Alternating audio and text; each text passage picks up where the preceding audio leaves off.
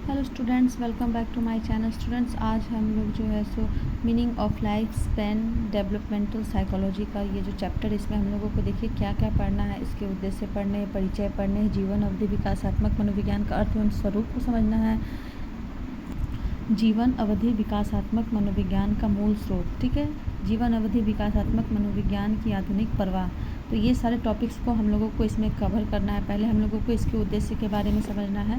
तो इस पाठ का मुख्य उद्देश्य क्या है? जीवन अवधि विकासात्मक मनोविज्ञान का आप लोगों को ज्ञान प्राप्त करना है, जिसमें गर्भधारण से लेकर मृत्यु तक होने वाले विभिन्न विकासों का अध्ययन किया जाएगा। इस विषय का अर्थ एवं स्वरूप के बारे में जानकारी भी दी जाएगी। तो चलिए अब हम लोग इसके बारे में अगले चैप्टर में चलते हैं, जो अगला टॉपिक है हमारा। देखिए, शुरू से जो है सो बाल मनोविज्ञान को क्या कहा जाता था? इस शाखा को शुरू से जो बाल मनोविज्ञान ही कहा जाता था। इसकी स्थापना G.S. हॉल के द्वारा 19वीं शताब्दी के अंत तथा 20वीं शताब्दी के आरंभ के बीच हुई।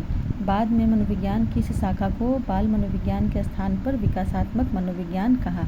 इससे आप लोगों को क्या समझ में आया कि पहले इस जो डेवलपमेंटल साइकोलॉजी है, इसे बाल मनोविज्ञान ही कहा जाता था और बाद में इसके नाम को हटाकर बाल मनोविज्ञान के स्थान पर विकासात्मक मनोविज्ञान यानी कि डेवलपमेंटल साइकोलॉजी रख दिया गया। आज भी इसे विकासात्मक मनोविज्ञान ही कहा जाता है, ठीक है।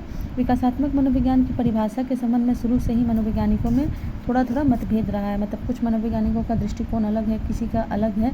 तो इस प्रकार इसके जो सटीक अभी तक जो परिभाषा है, इसको आप लोगों को डिफाइन नहीं किया जा सकता, लेकिन फिर भी इसके बावजूद भी कुछ मनोवैज्ञानिकों का मानना है कि बच्चे का विकास जो है सो गर्भधारण से शुरू होता है या जन्म से। तो दूसरा प्रश्न यह है कि विकास की प्रक्रिया किशोरावस्था तक चलती है, परिपक्वता तक चलती है या फिर मृत्यु तक चलती है। तो इस विषय को लेकर सभी मनोवैज्ञानिकों में हमेशा से ही मतभेद रही है, लेकिन फिर भी मनोवैज्ञानिक जो है इसमें कुछ परिभाषा दिए हैं, जो कि आपको है विकासात्मक मनोविज्ञान बच्चों का अध्ययन जन्म से लेकर किशोरावस्था तक करता है। बाद में कुछ मनोवैज्ञानिकों ने जन्म को विकास आरंभ तथा परिपक्वता का इसका अंत बताया। स्टूडेंट्स, इसमें जो आपको मेन पॉइंट है, इसी से हम लोगों को इस चैप्टर को कवर करना है, ठीक है।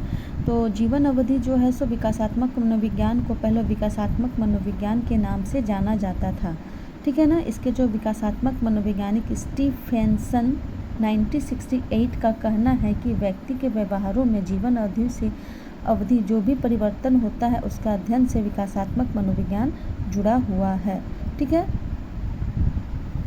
यहाँ पे जैसे कि कुछ मेन पॉइंट्स यहाँ पे नज़र आ रहे हैं कि मनोविज्ञान की इस शाखा में गर्भधारण से मृत्यु तक होने वाले विभिन्न विकासात्मक परिवर्तनों जैसे शारीरिक, सामाजिक, संवेगात्मक, क्रियात्मक, संज्ञानात्मक एवं भाषा विकास इत्यादि का अध्ययन किया जाता है।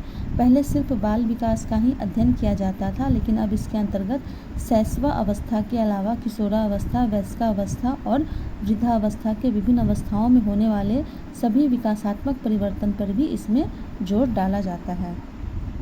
अब देखिए, इन सभी चीज़ों के निष्कर्ष से कुछ बातें सामने आती हैं कि विकासात्मक मनोविज्ञान की एक प्रमुख शाखा है। विकासात्मक मनोविज्ञान में बच्चों की शारीरिक तथा मानसिक क्रियाओं का अध्ययन किया जाता है। विकासात्मक मनोविज्ञान में बच्चों के वर्धनात्मक परिवर्तनों यानी कि प्रोग्रेसिव चेंजेस का अध्ययन किया जाता है। इसके बाद है विकासात्मक मनोविज्ञान में बच्चों के शारीरिक एवं मानसिक परिवर्तनों या क्रियाओं का अध्ययन गर्भधारण से लेकर परिपक्वता तक किया जाता है। नेक्स्ट है, यह अध्ययन विकासात्मक दृष्टिकोण से ही किया जाता है।